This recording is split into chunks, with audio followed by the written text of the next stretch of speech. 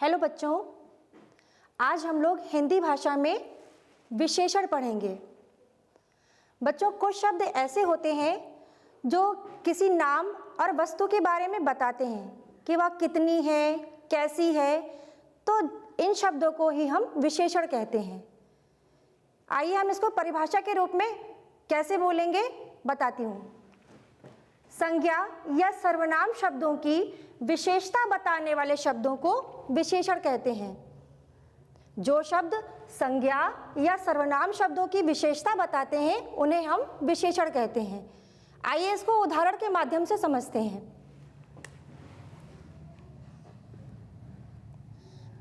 राजेश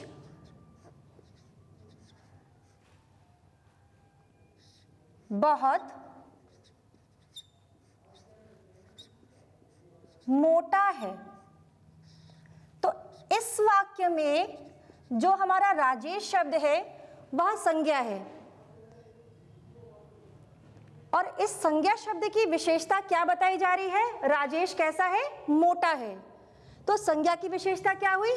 राजेश की विशेषता हुई मोटा, इसलिए यहां पर जो मोटा शब्द है वो हमारा विशेषण हो जाएगा। आइए दूसरा उदाहरण लेते हैं।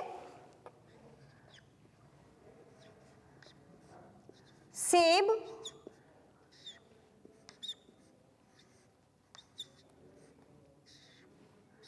मीठा है। इस वाक्य में सेब संज्ञा शब्द है और मीठा जो है वो संज्ञा शब्द की विशेषता बता रहा है, अर्थात सेब की विशेषता बता रहा है, इसलिए यहां पर मीठा शब्द विशेषण हो जाएगा।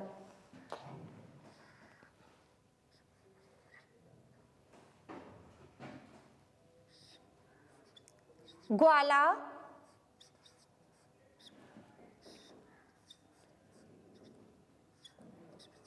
पाँच लीटर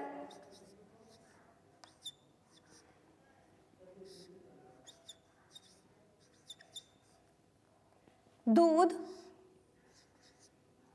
लाया। इस वाक्य में दूध संज्ञा शब्द है और 5 लीटर इस संज्ञा शब्द की विशेषता बता रहा है, इसलिए 5 लीटर यहां पर विशेषण हो गया। एक और उदाहरण लेते हैं।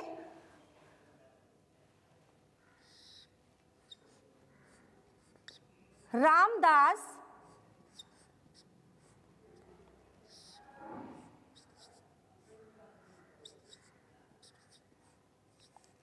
लालची है।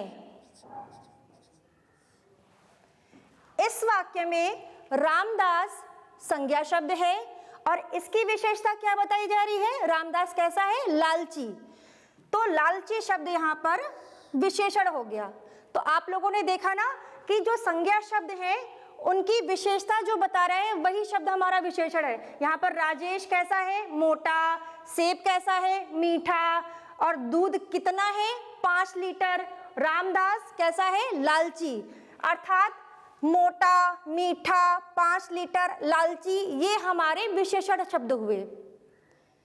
अब जिन शब्दों की विशेषता बताई जा रही है, आप इन वाक्यों में देख रहे हैं, यहाँ पर किसकी विशेषता बताई जा रही है? राजेश की, सेब की, दूध की, रामदास की। तो जिन शब्दों की विशेषता बताई जा रही है उसे हम कहते हैं विशेष्य। तो जिन संज्ञा या सर्वनाम शब्दों की विशेषता बताई जाती है उन्हें विशेष्य कहते हैं। इन वाक्यों में देखते हैं कि पहले वाक्य में राजेश बहुत मोटा है। मोटा तो विशेषण शब्द हो गया। अब इस वाक्य में विशेष्य क्या हुआ? राजेश, क्योंकि राजेश की विशेषता बताई जा रही है कि राजेश कैसा है? मोटा। अब दूसरे वाक्य में सेब मीठा है।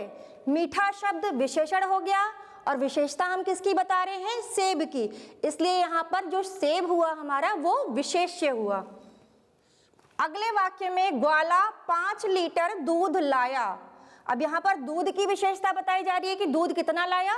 5 लीटर। तो 5 लीटर हमारा विशेषण हो गया और दूध शब्द हो गया हमारा विशेष्य।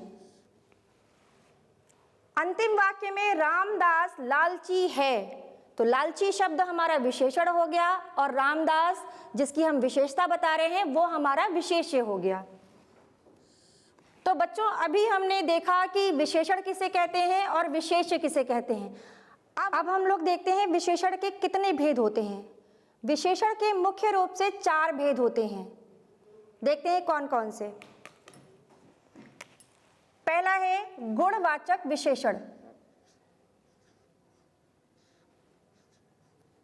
गुणवाचक विशेषण।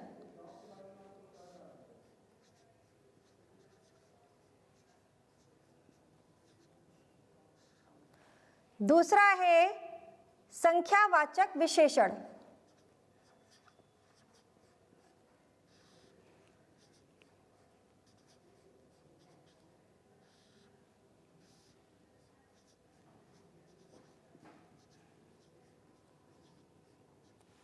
तीसरा है परिमाणवाचक विशेषण।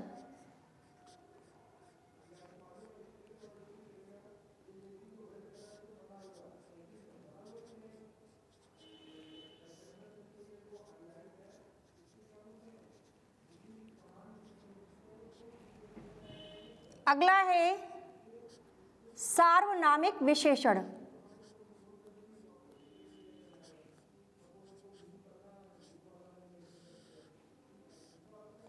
सार्वनामिक विशेषण को हम लोग संकेतवाचक विशेषण भी कहते हैं।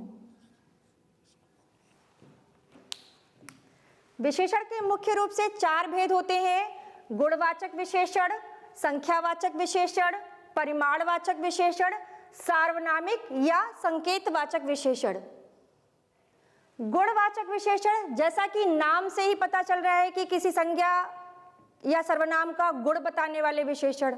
आइए इन्हें एक एक करके समझते हैं। गुणवाचक विशेषण, जो शब्द किसी संज्ञा या सर्वनाम के गुण, दोष, आकार, प्रकार, अवस्था का बोध कराएं, ऐसे विशेषण को हम गुणवाचक विशेषण कहते हैं। इसमें गुण दोष में क्या आ जाएगा? कायर, वीर, अच्छा, बुरा, जिसमें किसी संज्ञा या सर्वनाम के गुण और दोष दिखाई दें। अगला है रंग, नीला, लाल, काला,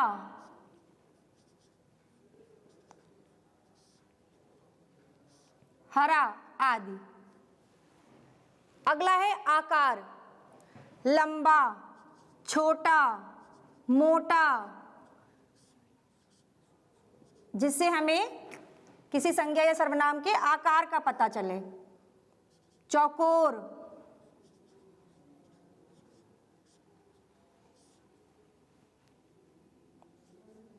पतला आदि। अवस्था, वृद्ध, स्वस्थ,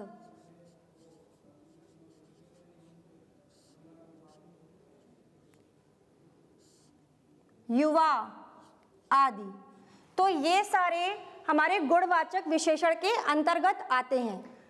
आइए गुणवाचक विशेषण के उदाहरण देख लेते हैं। लंबा लड़का खड़ा है। इसमें जो लंबा शब्द है वो इसकी विशेषता तो बता रहा है, लेकिन क्या बता रहा है? उसका आकार, कि वो कैसा है, लंबा। उसका गुण और दोष बता रहा है। तो ये हमारा गुणवाचक विशेषण के अंतर्गत आएगा। दूसरा है लाल गुलाब खिला है। गुलाब की विशेषता क्या है? लाल, जो कि एक रंग है, और रंग भी हमारा गुणवाचक विशेषण के अंतर्गत आता है। तो ये भी हमारा गुणवाचक विशेषण हो जाएगा। अगला है संख्यावाचक विशेषण।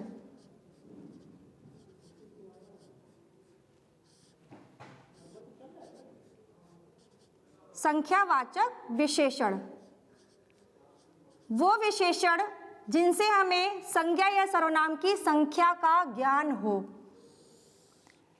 ऐसे विशेषण जो हमें संज्ञा या सर्वनाम की संख्या का बोध कराएं, जैसे 4 हाथी, 5 बैल, 100 लड्डू। इन सब में देखिए संख्या आई हैं, तो जिसमें भी संख्या आएगी इसका मतलब है कि वो संख्यावाचक विशेषण होगा।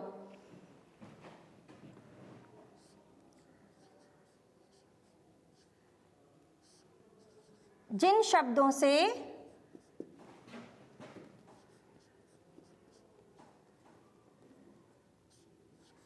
संज्ञा या सर्वनाम की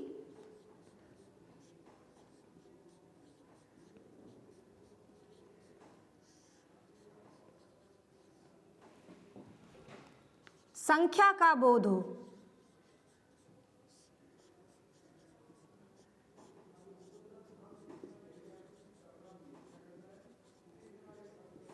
उन्हें हम क्या कहेंगे? संख्यावाचक विशेषण।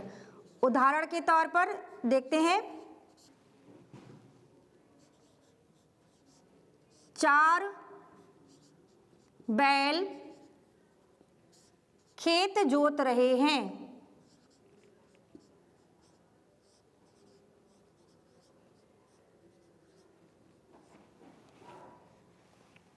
आज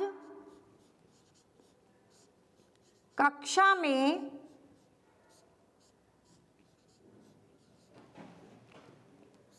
30 बच्चे उपस्थित हैं।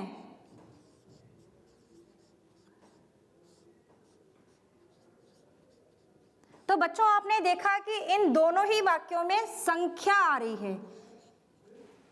4 बैल खेत जोत रहे हैं। कितने बैल खेत जोत रहे हैं? 4। आज कक्षा में 30 बच्चे उपस्थित हैं। कितने बच्चे उपस्थित हैं? 30। तो ये दोनों 4 और 30 ये हमें संज्ञा बैल और बच्चे इनकी संख्या का बोध करा रहे हैं। तो ये हमारे संख्यावाचक विशेषण हो जाएंगे। अगला है संकेतवाचक विशेषण। जो सर्वनाम शब्द किसी संज्ञा के पहले आकर उस संज्ञा की ओर संकेत करते हैं उन्हें संकेतवाचक विशेषण कहते हैं। ऐसे सर्वनाम शब्द जो किसी संज्ञा के पहले आकर के उस संज्ञा की तरफ संकेत करते हैं उन्हें हम संकेतवाचक विशेषण कहते हैं। जैसे यह गाय भूखी है।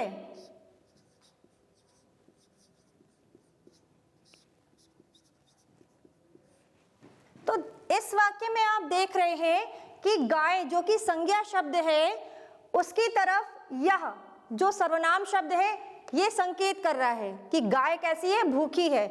तो यह शब्द जो हो जाएगा वो हमारा संकेतवाचक विशेषण हो जाएगा। एक और उदाहरण से समझ लेते हैं हम लोग। उस बालक का लेख अच्छा है।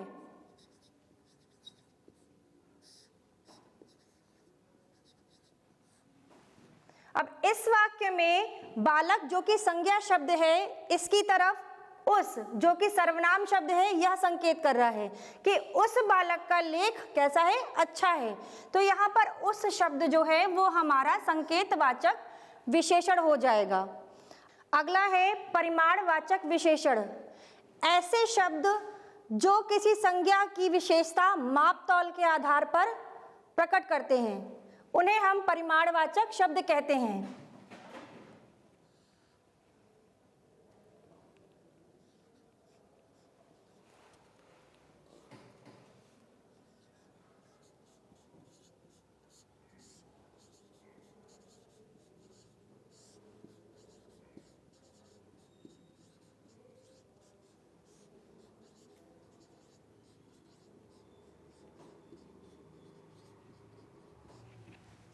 जो शब्द किसी संज्ञा शब्द की विशेषता माप तौल के आधार पर प्रकट करते हैं उन्हें हम परिमाणवाचक विशेषण कहते हैं।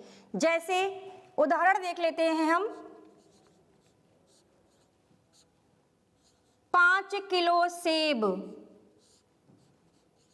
यहाँ पर सेब की माप बताई जा रही है, उसकी तौल बताई जा रही है कि कितना है।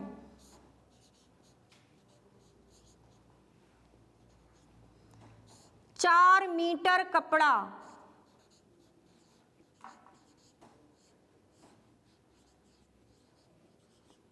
इसमें भी आपको कपड़े की माप बताई जा रही है कि कपड़ा कितना है, 4 मीटर। तो इसे हम परिमाणवाचक विशेषण कहेंगे। तो बच्चों अभी आपने विशेषण, विशेष्य और विशेषण के भेद पढ़े। अब आप कमेंट करके बताइएगा कि आपको ये वीडियो कैसा लगा। धन्यवाद।